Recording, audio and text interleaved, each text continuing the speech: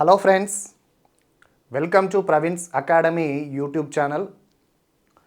So ఈరోజు మనం ఈ వీడియోలో Telangana movement and state formation, that is Telangana ఉద్యమ చరిత్ర అనే సబ్జెక్ట్ నుండి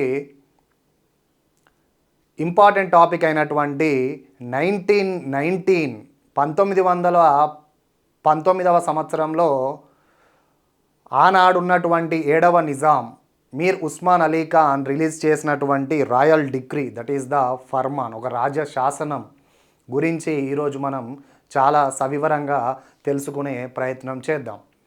సో ముందుగా వీటిని తెలుసుకునే ముందు అసలు ముల్కీ అంటే ఏంటి, నాన్ ముల్కీ అంటే ఏంటి, అలానే హిస్టారికల్ బ్యాక్గ్రౌండ్, ఈ 1919వ ఫర్మాన్ కంటే ముందు 6వ నిజాం మీర్ మెహబూబ్ అలీ ఖాన్ టైంలో వచ్చినటువంటి 1888. సో వీటి గురించి కూడా మనం సమగ్రంగా తెలుసుకోవాల్సిన అవసరం ఉంటుంది. అందుకే దీనిని హిస్టారికల్ బ్యాక్గ్రౌండ్ అని కూడా మనం అంటాం.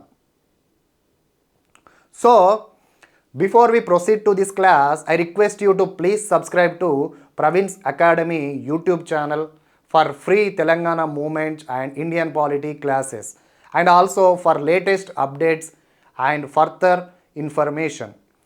So let's proceed to the class.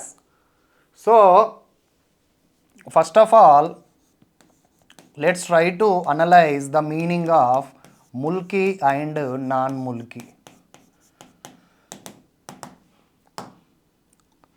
అసలు మనం ముందుగా ముల్కీ అంటే ఏంటి, నాన్ ముల్కీ అంటే ఏంటి అనే ఒక డెఫినేషన్ ఇచ్చే ప్రయత్నం చేద్దాం. సో ఈ ముల్కీ అనేది మొదటగా ముల్క్ అనే ఒక ఉర్దూ పదం నుండి ఆవిర్భవించడం జరిగింది. ఉర్దూ పదం నుండి దీని యొక్క మీనింగ్ ఏంటంటే దేశము లేదా రాజ్యము. అలానే ముల్కీ అంటే లోకల్ వ్యక్తి, తెలుగులో స్థానికుడు, స్థానికత. So this is the meaning of mulki. So in contrast non mulki అంటే ఏంటి, స్థానికేతరులు.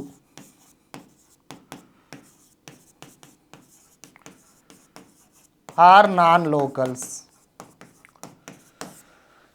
సో జనరల్గా వీరు ఆ సమయంలో హైదరాబాద్ రాజ్యానికి ఎక్కడి నుంచి ఎక్కువగా వచ్చారు, బ్రిటిష్ ఇండియా పరిపాలిస్తున్న ప్రాంతాల నుండి, అలానే ఇతర ప్రాంతాల నుండి, నార్థన్ ఇండియా నుండి, ఇలా చాలా హైదరాబాద్ రాజ్యానికి నాన్ ముల్కీలుగా, దట్ ఈస్ గైర్ ముల్కీలుగా రావడం జరిగింది. సో ఇలా వచ్చి ఇక్కడ ఉన్నటువంటి స్థానిక ఉద్యోగాలని కొన్ని వేల సంఖ్యలో వీరు వశం చేసుకోవడం జరిగింది. So this is the meaning of Mulki and non Mulki. ఈ ముల్కీలకి, ఇక్కడ స్థానికంగా ఉండే ముల్కీలకే ప్రభుత్వ ఉద్యోగాలలో ప్రాముఖ్యత ఉంటుంది, ఉండాలి కూడా. This is the actual scenario which has given in the 1888, 1910, 1914 and also in fact 1919 farmans or gazettes or royal decrees or whatever we call with the names. So ఇలా మనకు క్లియర్ కట్గా ముల్కీల కోసం పెట్టినటువంటి నిబంధనలు. మరి నిజంగా ఈ ముల్కీ నిబంధనలు అమలయ్యాయా చట్టబద్ధంగా, లేక పెద్దవారి ఒత్తిడి వల్ల ఏమైనా విఫలమయ్యాయా, అసలు ఇది ఎంతవరకు అమలు చేశారు అనే విషయం ఇప్పుడు తెలుసుకుందాం. So before 1919 we have to discuss about 1888. So when Mir Mehboob Ali Khan, ఈ మీర్ మెహబూబ్ అలీ ఖాన్ 6th నిజాం రూలింగ్ టైంలో పరిపాలన సాగిస్తున్నటువంటి సమయంలో కొన్ని అడ్మినిస్ట్రేటివ్ రీఫార్మ్స్ని తీసుకురావడం జరిగింది, పరిపాలన సంస్కరణలు. సో ఇందులో భాగంగా చాలా వరకు నార్త్ ఇండియన్స్ నుంచి నాన్ ముల్కీస్, దట్ ఈస్ గైర్ ముల్కీస్ని హైదరాబాద్ రాజ్యానికి తీసుకురావడం జరిగింది, వివిధ హోదాలో నియమించడానికి, వివిధ ఉద్యోగాలు ఇవ్వడానికి. సో ఇక్కడ ఈ నాన్ ముల్కీస్ రాక మనకు చాలా వరకు మీర్ మెహబూబ్ అలీ ఖాన్ టైం పీరియడ్లో స్టార్ట్ అయింది, అంటే భారీ స్థాయిలో స్టార్ట్ అయిందని చెప్పడానికి ఈ ఇది నిజం. సో ఇలా వచ్చినప్పుడు ఆటోమేటిక్గా ఇవన్నీ గమనిస్తున్నటువంటి నిజాం రాజు కొన్ని కీలకమైన అంశాలతో 1888లో ఒక గజెట్ని మనకు విడుదల చేయడం జరిగింది. దీని ప్రకారం ముల్కీ డెఫినిషన్ మనకు ఇవ్వడం జరిగింది.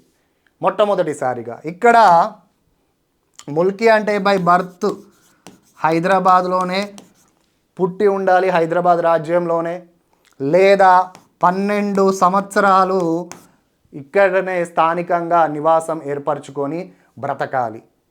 ఒకవేళ నేను హైదరాబాద్ రాజ్యానికి వెళ్తే కంటిన్యూస్గా 12 ఇయర్స్ హైదరాబాద్ రాజ్యంలోనే ఉన్నట్టు నిరూపించాలి, లైక్ అఫిడవిట్ కూడా ఇవ్వాలి. సో తర్వాత ఇంత కఠినమైన నిబంధనలు పెట్టినప్పటికీ ఎక్కడో ఒకడ లూప్ హోల్స్ ఉంటాయి కనుక ఇవి సక్రమంగా అమలయ్యాయి అంటే లేదని చెప్పాలి. సో 1910లో మరొకసారి నిజాం వీటిని కఠినతరం చేసే ప్రయత్నంలో ఎవరైతే నాన్ ముల్కీలుగా ఉద్యోగాలు పొందారో వారి యొక్క కంప్లీట్ డీటెయిల్స్ నాకు సమర్పించాలి, బయటికి తీయాలి అని ఒక గెజెట్ రూపంలో 1910లో మనకు చెప్పడం జరిగింది. అలానే 1914లో ప్రభుత్వ ఉద్యోగాలు ఖచ్చితంగా ముల్కీలకే చెందాలి. ఒకవేళ ఆ ఉద్యోగంలో ముల్కీలు కనుక లేకపోతే నాన్ ముల్కీలకి ఇవ్వవలసి సిచ్యువేషన్ వస్తే either Nizam or prime minister, either Nizam or prime minister అంటే సదర్ ఈ అజమ్, ఈ ప్రైమ్ మినిస్టర్ని ఆ టైంలో మనం పిలిచే పదం, వీరి యొక్క అనుమతి తప్పనిసరి అని క్లియర్ కట్గా మెన్షన్ చేయడం జరిగింది. So this is the background before 1919 farmana act. So now let's discuss about Mir Osman Ali Khan 1919 farman. అప్పటికే హైదరాబాద్ రాజ్యంలో ఉన్న అసంతృప్తి, ఇక్కడ స్థానికంగా ఉన్నటువంటి ప్రజలు మా ఉద్యోగాలని ఎక్కువ శాతం స్థానికేతరులు కొల్లగొట్టకపోతున్నారు, మాకు తీవ్రమైన అన్యాయం జరుగుతుంది అని అప్పటికే నిజాం కాలేజ్లో కానీ మేధావులు కానీ బయటికి వచ్చి ప్రశ్నించడం స్టార్ట్ చేశారు. సో దీనికి అనుగుణంగా నిజాం ఇవన్నిటినీ చల్లార్చడానికి ఒక కృత నిశ్చయంతో దీనిని సాల్వ్ చేయడానికి 1919లో కొన్ని నియమ నిబంధనలతో మనకు 1919 ఫర్మాన్, ఒక రాయల్ డిక్రీని మనకు ఇవ్వడం జరిగింది. రాజశాసనం అని కూడా మనము చెప్పొచ్చు. So in exam point of view also, this 1919 Farman is the most important aspect, very very important aspect in competitive examinations for Telangana movement subject. So మొట్టమొదటిసారిగా నిబంధన ఏమని చెప్పారంటే బై బర్త్ హైదరాబాద్ రాజ్యంలోనే ఆ వ్యక్తి పుట్టి ఉండాలి. సెకండ్ 15 ఇయర్స్ ఇక్కడే బ్రతుకుతూ ఉండాలి. సో ఇంతకుముందు మనం 1888లో మీర్ మెహబూబ్ అలీ ఖాన్ రిలీజ్ చేసినటువంటి గజెట్లో క్లియర్ కట్గా 12 ఇయర్స్ని మెన్షన్ చేయడం జరిగింది. ఈ 12 ఇయర్స్ ఇప్పుడు మనకి 15 ఇయర్స్ అవ్వడం జరిగింది. ఫర్ ఎగ్జాంపుల్ ఇఫ్ స్థానికేతరుడు వచ్చి ఇక్కడ ఉంటే కంప్లీట్గా 15 ఇయర్స్ అతను ఇక్కడ టైం స్పెండ్ చేసి స్థానిక ఉంటేనే అతను ముల్కీ కిందికి వస్తాడు. సో ఇది ఎలా ప్రూవ్ చేసుకోవాలి అంటే ఇక్కడ స్థానికంగా ఉండే తాలూక్దార్స్ అంటే డిస్ట్రిక్ట్ కలెక్టర్స్, అదే హైదరాబాదు సిటీ అయితే సిటీ కలెక్టర్స్ దగ్గరి నుంచి సర్టిఫికేట్ తీసుకోవాల్సిన అవసరం ఉంటుంది. 15 ఇయర్స్ ఉండు అలానే ఇతర ప్రాంతాలకి నేను వెళ్ళను అని ఒక అఫిడవిట్ రూపంలో ఈ ముల్కీ అనే వ్యక్తి మనకు సబ్మిట్ చేయాల్సిన అవసరం ఉంటుంది. ఈ 15 ఇయర్స్ ఉంటున్నా అన్నాడని ఎలా తెలుస్తుంది? ఆ భూమి రికార్డులు, రెవెన్యూ రికార్డులు, అలానే ఇద్దరు లోకల్ ముల్కీలతో సంతకాలు చేసి ఈ అఫిడవిట్ని మనము ఫలానా సంస్థ ఫలానా ప్రభుత్వ కార్యాలయాలలో సబ్మిట్ చేయాల్సిన అవసరం ఉంటుంది. తర్వాత థర్డ్ది, ఈ mulki children, so naturally they becomes mulki. ముల్కీ తల్లిదండ్రులకు పుట్టిన వారసత్వంగా పుట్టిన పిల్లలు ఆటోమేటిక్గా ముల్కీలుగా ఉంటారు. ఫోర్త్ది, if non mulki women marries a mulki man, she becomes a mulki.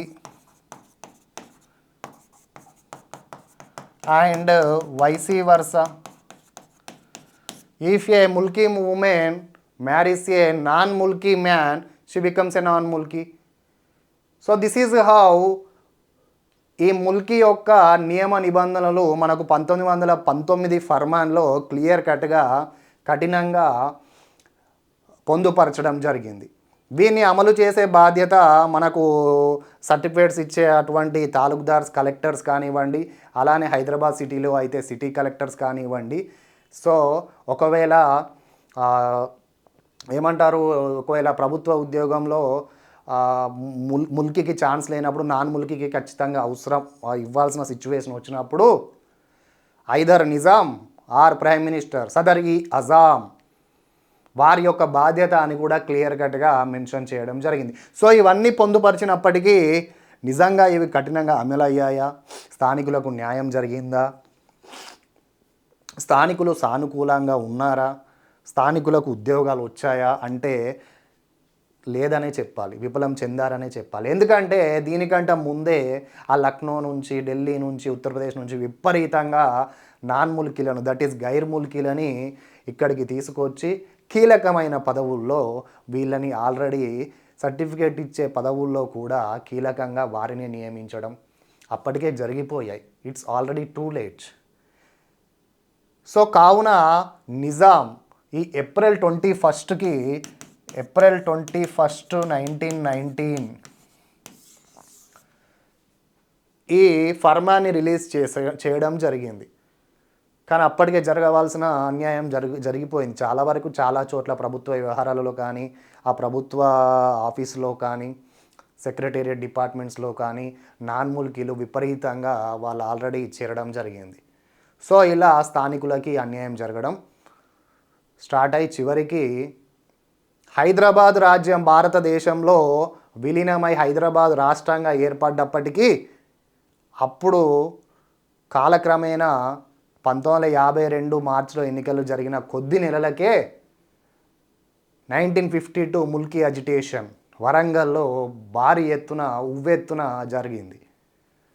So non mulki go back, ghair mulki go back, idli sambar go back, ఇలా ప్రతి ఒక్క నినాదంతో ఉద్యమం దారి తీసింది. వీటన్నిటికీ మూల కారణం ఇది అమలు చేయాలి అని.